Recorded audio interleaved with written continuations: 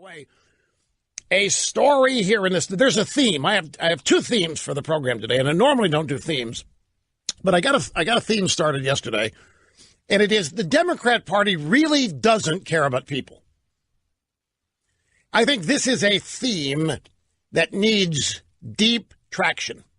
This is something that needs to be permanently, frequently stated. Because the Democrats get away with a lot of crap, folks, because it's supposedly rooted in compassion. And specifically, compassion for the little guy. Compassion for the middle class. Compassion for the downtrodden, the homeless, the hungry, the thirsty, you name it. But the Democrats don't do what they do because they care about people. They get away with that, but that's not why they do what they do. And there's evidence today. The Senate Democrats are actually going to try to repeal elements of Trump's tax cut and use the money for infrastructure. The Democrats want to fund infrastructure, roads, bridges, schools, that kind of thing, by taking your tax cut away. And while at the same time the Democrats are going to be lauded for compassion for the little guy, wanting to take your money away, the money you have seen increase in your paycheck because of tax cuts, they want to whittle away at it. That's just one example. But it is going to be a recurring theme on this program because there's going to be evidence of it each and every day. Hi, how are you? Hey, we're back, and time to head back to the phones. Rush Limbaugh to Chicago. This is Bronson. Glad you called, sir. Welcome. Yes, sir. Thank you. So a position that you've stated, as well as many other voices on the conservative side, is this overall Democratic strategy with regard to immigration. Yes. To be able to take advantage of voters that are undocumented. And you see this in the attacks on voter registration laws, on ID laws, and things of this nature. The one question that I have specifically with regard to that, and really my only problem with that argument, is what is the end game? If we follow that through, then a few generations down the road, we've basically destroyed the United States, if for no other reason than our incapacity to be able to assimilate that many people. So I guess my question to you is, what do you think the end game is? Once they've gained control of power and they have this huge population of immigrants in the country. Have you heard of two people named Cloward Piven? No, sir. They are left-wing social activists who have ties to New York's Columbia University. And they have been active in this very question.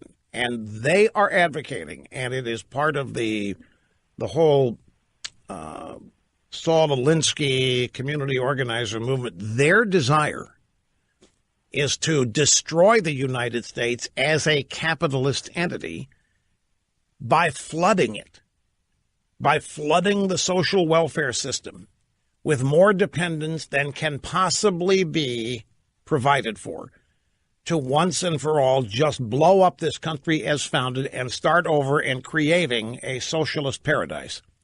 Now, that's a bit extreme, but they're there, and they're real, and they are taught on many college campuses in both political science and sociology. There was a column in I think it was New York Times, by a woman, I have it here a couple of days ago. It's time to give socialism a try. We haven't really given it a try, she says, and capitalism is responsible for all of the suffering in the world and all of the inequality in the world.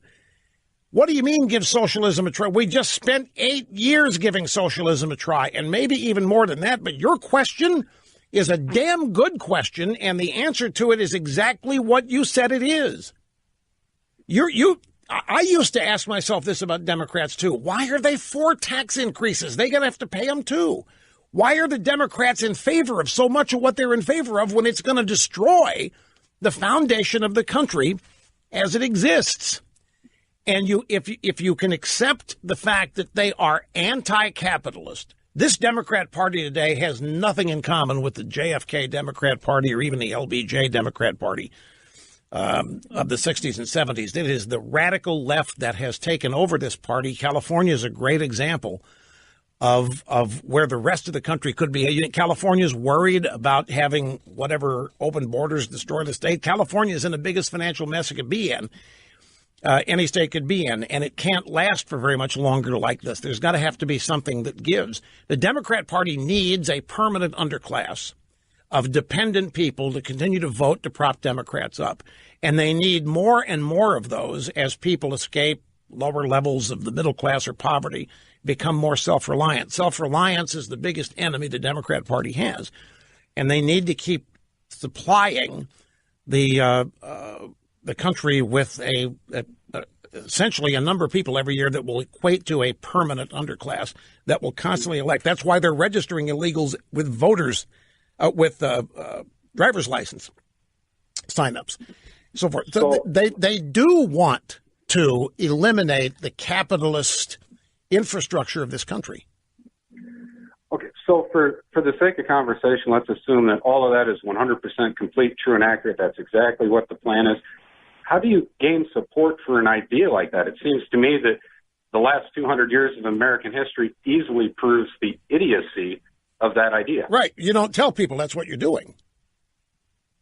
You tell them you're engaging in social justice for equality and fairness and to right all these previous injustices that began with the founding of the country from slavery forward. And you create the idea that what you're literally doing is establishing a utopia where there will be no judgmentalism and there will be no unhappiness and there will be no unfairness and there will be no inequality and there will be no any of the things that upset people.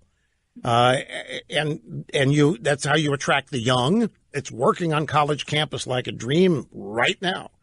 The snowflake movement is not even tolerate the snowflake movement on campus today treats words that they disagree with as weapons that they need to be defended against or from. Oh, absolutely. I just graduated college this year, and I can tell you from experience that's true. I had quite an interesting time wearing a Make America Great Again hat around.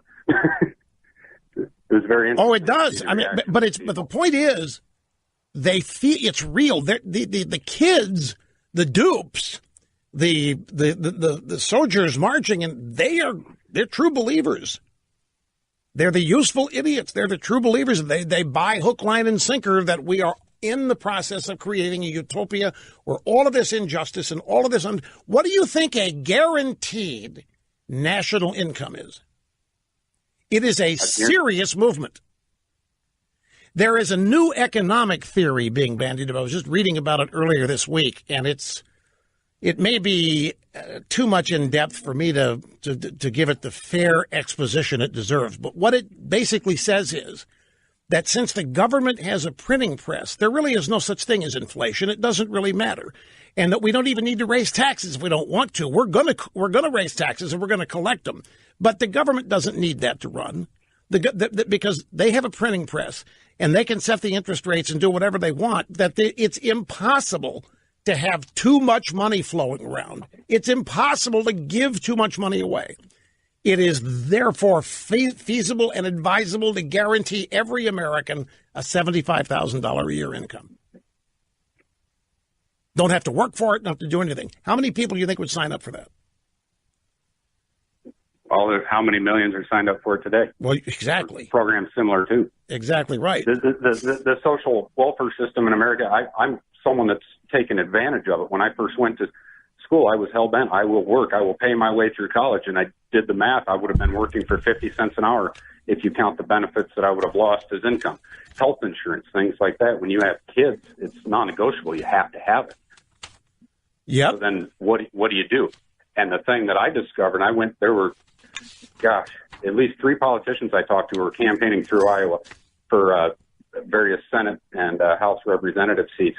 And I basically asked them, give me 15 minutes to show you the research that I've done that proves that we are holding people in poverty, because from roughly $12.75 an hour up to $16 an hour, your standard of living goes down unless you can make the jump over $16 an hour. And it's because of the way these programs work and their cutoffs for them. They have hard cutoffs, say for health insurance, $2,300 a month, family of 4. If you make $2,301 a month, you all of a sudden lost all health insurance. If you make $1 less, then you have 100% paid for health care. Well, see, it's completely nonsensical. You're answering your own question. You drive the cost up of what you have convinced people they can't live without. You drive the cost up to where they can't afford it, and the only alternative is to have it provided by the government, and it's happening. The people involved in this really do not like this country as founded. That's what Obama was talking about when he said that he wanted to transform America. And the original sin is slavery. The second original sin is the treatment of women. And there will never be any solution. It will never be resolved. It will never be permitted.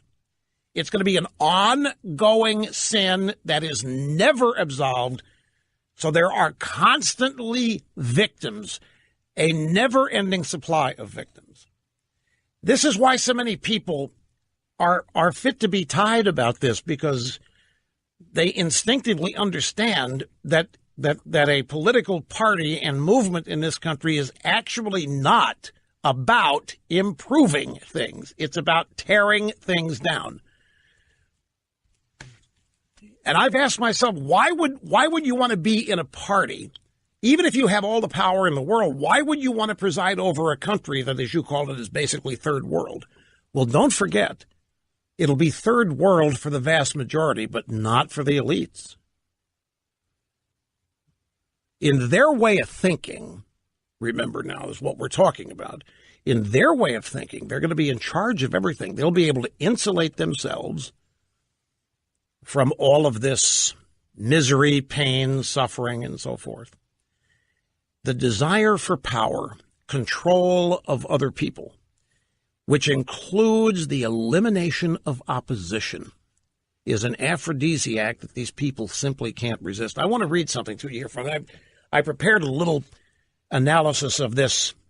There's no reason money needs to be counted anymore. There's no reason that we need to even worry about how much money we print, this new movement of monetary policies. Warren Mosler is one of the people quoted in this. It's a 19-page story, which is why I can't do a full exposition of it. He says, I look at things at an elemental level. He got down in the weeds to examine precisely how the Fed Reserve and the Treasury interacted with the general economy. He wanted to understand what happened to balance sheets when the Treasury collected taxes, traded bonds, spent, and created money. And he came to believe that the conventional wisdom has the relationship between government and the private sector ass backwards. Most of us assume government has to tax before it spends. That, like you and me, we have to earn money before we can buy anything. If government wants to spend more than it taxes, and it almost always does, then we think that it has to borrow from the bond market. But by examining the granular way government accounts for its spending, Warren Mosler saw that in every case, the government spent money long before they ever taxed it. Expenditures come first. When your Social Security check is due, the Treasury doesn't look to see if they have the money. They just cut you the check. It simply keystrokes the money directly into your bank account. It debits itself simultaneously, creating the money it pays you out of thin air. When you pay your taxes, the same process happens in reverse. The federal government subtracts dollars from your account and eliminates the same amount from the liability side of its ledger, effectively destroying the money you just paid it. Unlike households or firms or even state and local governments, the federal government is authorized to create dollars. It adds money into the economy when it spends it, and it takes it out of the economy when it taxes it. There's nothing to prevent the federal government from creating as much money as it wants and paying it to whoever it wants. And that was Alan Greenspan in 2005. And there are people saying this is the way things ought to be running. This idea that we have to have a certain level of taxation and that depends on what we can spend is silly. We should spend and spend and spend and spend and tax whatever we can collect and everything will work out. So there's a big movement on for absolutely no limits on government spending, despite what they see in Greece, despite what they're seeing in the European Union, where they can print money too. It is the most incredulous thing. And this is a serious monetary theory that is effervescing and percolating out there among some of the brightest minds of economics. Because they think the current balance sheet system is an utter failure. The national debt thus will mean nothing. The annual budget deficit will mean nothing because all money is Washington's. And what you have is what government decides to let you have, not what you're earning. So why flood the country with people that can't work or can't produce and earn a lot? Why flood the country with people that can't read? Why flood the country with people that can't speak English and are not going to learn? Why flood the country with people who are not even interested in becoming Americans?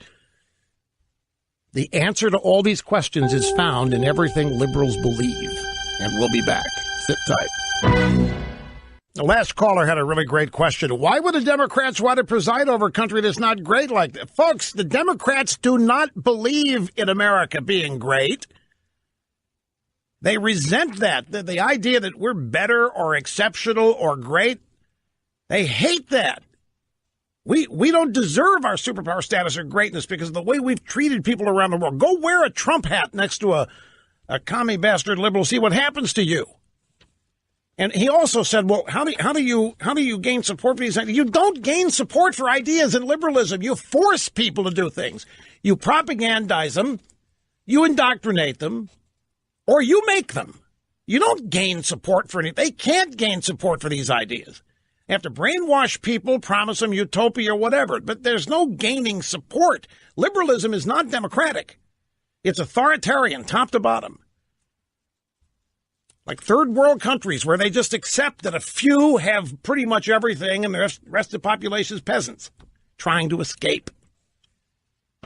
Anyway, that was a great question. I really appreciate that guy calling. Made the host look fabulous, don't you agree?